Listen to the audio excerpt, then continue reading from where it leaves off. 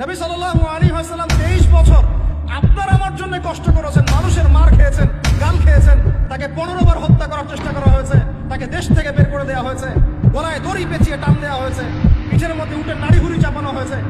সেদিন সাহাবীরা আপনার চোখে পানি দেখে বলল, ইয়া রাসূলুল্লাহ, আপনি কাঁদছেন কেন? আপনি বললেন, আমার ভাইদের খুব দেখতে ইচ্ছে করছে। সাহাবীরা বললেন, আমরা কি আপনার ভাই নই ইয়া রাসূলুল্লাহ? আপনি বললেন, না, তোমরা আমার সাহাবী। আমার ভাই হলো তারা যারা এখনো দুনিয়াতে আসেনি। আমি তাদের সাথে হাউজে কাউসারের পারে মিলিত হব। বিশ্বনবী পাগলের মতো একবার হাউজে কাউসারে যাবেন, একবার সিরাতে যাবেন, একবার পুলসিরাতের দিকে, একবার হাউজে কাউসারের দিকে পাগলের মতো দৌড়াতে থাকবেন। তার কোন গুনাহগার উম্মত যাতে জাহান্নামে ঢুকে না যায়। ما من نبي قبلي إلا دعا الله واستجاب الله له। বিশ্বনবী বলেন, আমি করি নাই। ওয়া ইন্নী আখতাবিউ দাওয়াতি শাফাআতান লি উম্মতি ইয়াউমাল কিয়ামাহ। আমার ওই স্পেশাল দোয়াটা আমি দুনিয়ার বুকে কঠিন বিপদে পড়েও কোনোদিন করি নাই। আমি আমার স্পেশাল দোয়াটা কিয়ামতের দিন আমার গুনাহগার উম্মতকে সুপারিশের জন্য রেখে দিয়েছি। और जब जहन्नुम में एक चीख मारेगी तो सारे इंसान और फरिश्ते और अंबिया ऐसे गिरेंगे और सब नफ्सी नफ्सी, आदम अलैहिस्सलाम नफ्सी नफ्सी, नूह अलैहिस्सलाम नफ्सी नफ्सी, इब्राहिम अलैहिस्सलाम नफ्सी नफ्सी, सारे अंबिया नफ्सी नफ्सी नफ्सी नफ्सी, मेरी जान बचा, मेरी जान बचा। मेरे आपके चोली फैला के खड़े, या मेरी उम्मत को, या अल्लाह मेरी उम्मत को बचा। রব্বি হাবলি উম্মতি, আল্লাহ তুমি আমার গুনাহগার উম্মতকে বাঁচাও। এই ব্যক্তি একমাত্র ব্যক্তি যিনি আপনাকে ছাড়া জান্নাতে যাবেন না, যিনি জান্নাতে না গেলে জান্নাতের দরজা খোলা হবে না, যিনি পুলসিরাতের মতো জায়গাতেও ইয়া নাফসি বলবেন না, বলবেন ইয়া উম্মতি ইয়া উম্মতি।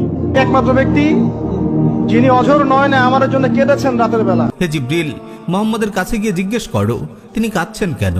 জিবরিল আলাইহিস সালাতু ওয়াস সালাম রাসূল সাল্লাল্লাহু আলাইহি ওয়াসাল্লামের কাছে এসে কান্নার কারণ জিজ্ঞেস করলে তিনি সব খুলে বলেন। তখন আল্লাহ তাআলা বলেন, ইন্না সানুরদিকা ফি উম্মাতিক ওয়া লা নাসুউক। আমি আপনার উম্মতের ব্যাপারে আপনাকে সন্তুষ্ট করব, আপনাকে ব্যথিত করব না। তাহলে আপনার মধ্যে তা সুন্নাত থাকবে না কেন? আপনার চেহারায় দাড়ি নাই কেন?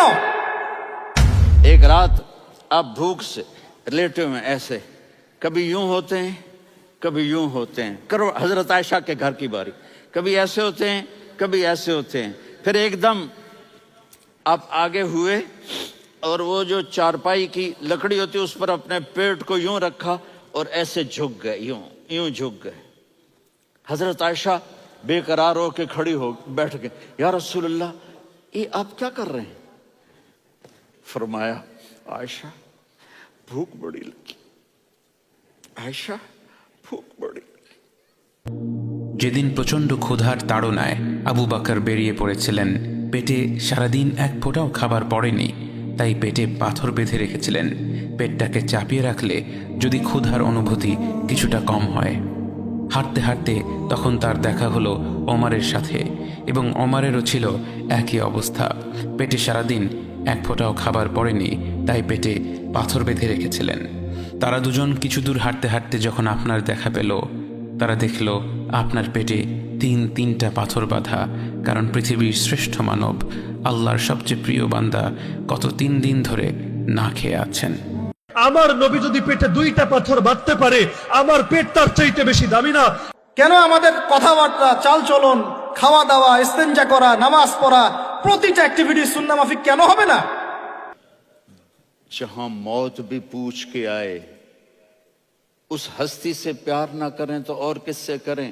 मलकुल मौत भी इजाजत लेकर अंदर आए और आकर कहा, अस्सलामु अलैका या रसूल अल्लाह। आपने कहा वालेकुम सलाम।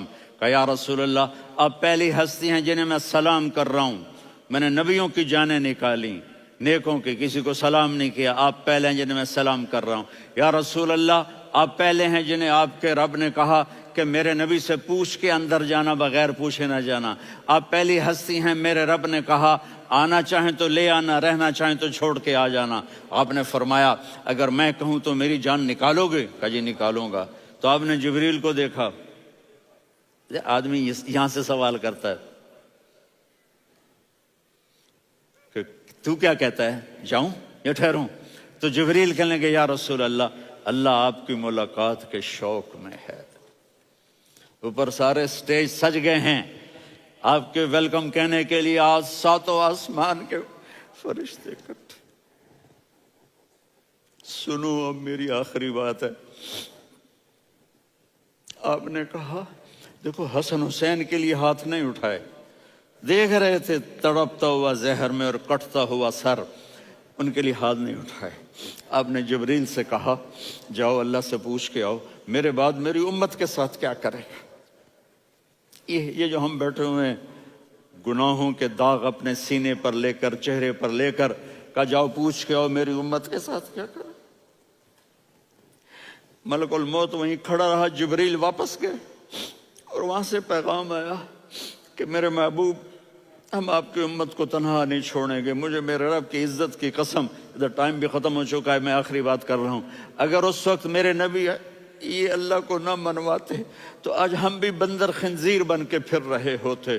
दुआएं दो उस कमली वाले को जो अपना जिगर कटा गया।